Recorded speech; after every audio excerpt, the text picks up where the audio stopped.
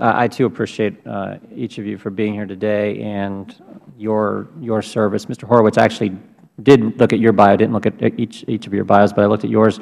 Impressive record and career, and we appreciate all that. Now, you worked at the Justice Department for 12 years. Is that correct? That's correct. And that entire time, so you worked for Bush, Clinton, Bush. Correct. Okay. And that entire time was in the criminal division? Southern District of New York and then criminal division. Okay. And you actually headed up the criminal division at Main Justice at one point? I was the chief of staff. Chief of staff. All right. And one of the bosses. So in that 12 years experience, did in the criminal division, you guys dealt with investigations dealing with the tax law? Correct. Probably fair amount of time, right? Certainly we did. And in that 12 years experience at the Justice Department, do you ever recall the Civil Rights Division investigating tax law matters?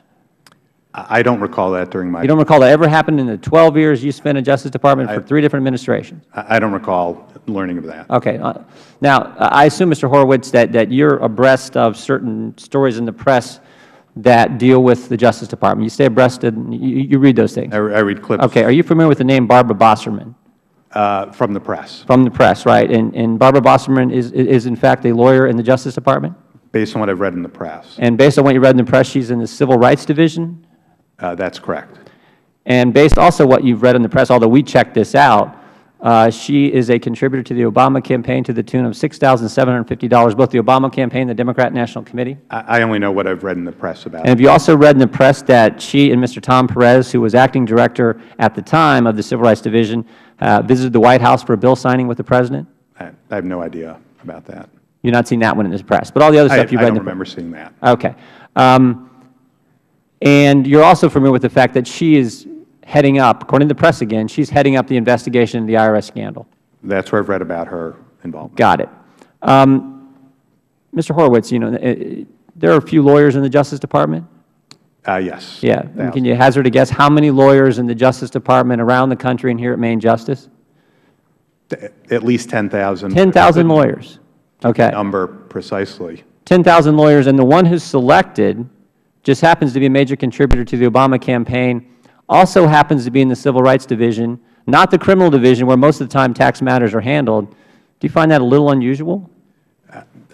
You know, not knowing anything about the case, Congressman, other than what I've read in the press, I'd not give an opinion on that. Okay, let me just read something to you. Again, just to get your reaction. This is from the Code of Federal Regulations for Department of Justice employees, and it says, an employee's participation in a criminal investigation should not create an appearance of a conflict of interest likely to affect the public perception of the integrity of the investigation or prosecution.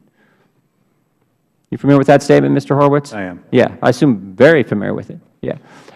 Does it, and again, based on your experience at Justice in that 12-year time frame, does it appear that maybe there could be a perception that Ms. Bosserman may have a conflict of interest? Without knowing the facts more specifically other than through the press, I think I'd defer. But let me ask it this way. Do you think maybe a typical American who understands this fact pattern could reach that conclusion? Not saying what you would reach, but you think Americans could reach that conclusion? I guess I would ask to defer on that. I think we try to speak to what we've done and worked on. Understand. So and I appreciate that. Again, you have a stellar, impressive, nonpartisan record, calling balls and strikes and doing exceptional work. I would just say for the committee, we need to remember what took place in this whole ordeal. Last spring, Lois Lerner goes to a Bar Association speech and with a planted question breaks the story of the scandal at the IRS 3 days before the Inspector General is going to issue his report. So they jumped ahead of the Inspector General's report, which should concern all of you, certainly concerned us. 4 weeks, a few days later, the Attorney General says, we're going to get to the bottom of this, launches a criminal investigation. 4 weeks into that investigation, we had the opportunity to have then Director Mueller in front of the Judiciary Committee, and I happened to ask him 3 simple questions.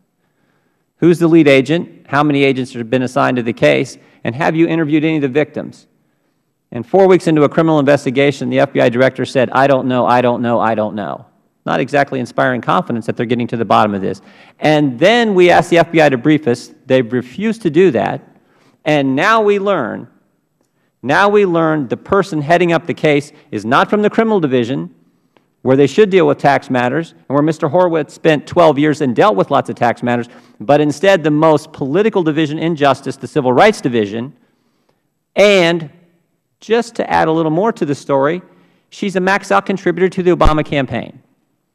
And so what I'm asking, I guess for unanimous consent of the committee, is to enter this document into the record and actually present it to Mr. Horowitz. Mr. Chairman?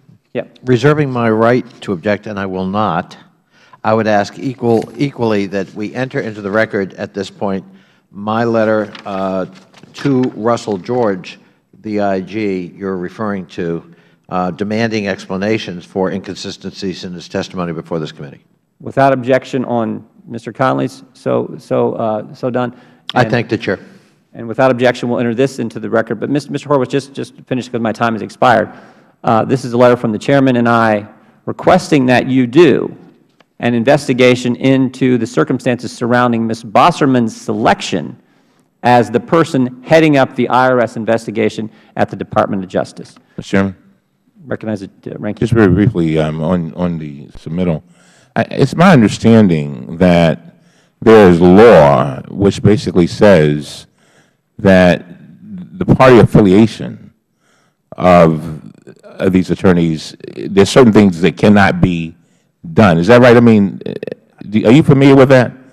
I'm generally familiar, but I would not venture, frankly, to give an opinion. I just want to make sure that when it comes to, Mr. Chairman, it's a party affiliation, that we're careful that we're not stepping on the toes of people who are honorable people, but then their reputation gets damaged because they may have made a contribution here or there.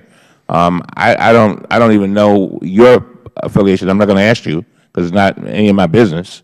But I'm sure you probably made a contribution here and there yourself. So anyway, I just want us to be careful because behind these statements, Mr. Chairman, are human beings who have families. And I'm concerned about when all the dust settles here, are they still standing? I would just point out to the ranking member, I'm not questioning Ms. Bosserman's honor, but I do think the American people may question her loyalty.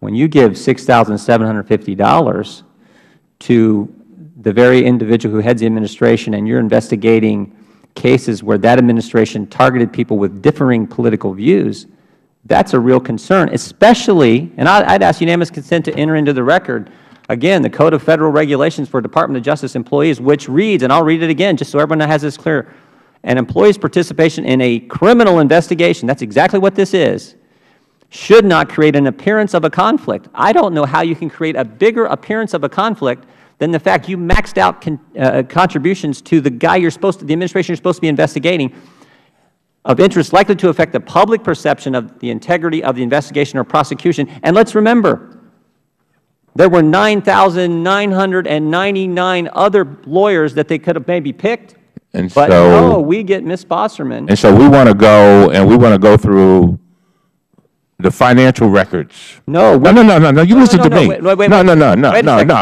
want to go through the financial records. No, we don't. Apparently so. No, we don't. We want to go through the financial records of every attorney. I'm asking Mr. Horowitz. Who works and who's made a contribution. I'm asking Mr. Horowitz to find out for this committee, and more importantly for the American people, how is it that Ms. Bosserman gets picked out of 10,000 lawyers? How does that? And let's remember, he just Point of order, Mr. Chairman. He just testified. Hang on one second, and I'll get right to you. He just testified that in 12 years in the Justice Department, in the criminal division, they dealt with all kinds of tax law issues. And to his recollection, not one time in that 12 years did the Civil Rights Division deal with tax law issues. But that's not what we have. Point of order, Mr. Chairman. Gentleman's I believe the Chairman's time has expired, and there are others of us on both sides of the aisle who would like their time. And you'll be given your full time and some extra, frankly, if Mr. Issa agrees to that. But I was responding to the ranking member's comments, who had over 5 minutes as well, I might add. Mr. Chairman, would you yield for a question? Mr. Cooper, who had the question? Mr. Connolly is recognized, and then Mr. Cooper is recognized. Mr. Chairman, I hear your concern about the fact that somebody writes a check for a partisan political candidate or party that could create the appearance of a conflict. I assume the Chairman then shares my concern that that could equally apply to an IG, such as Mr. George, who wrote political checks to a political party, yours. I assume you share my concern that I mean, what's good for the goose is good for the gander. That would be equally of concern, in this case, to an IG. Gentleman from Tennessee is recognized.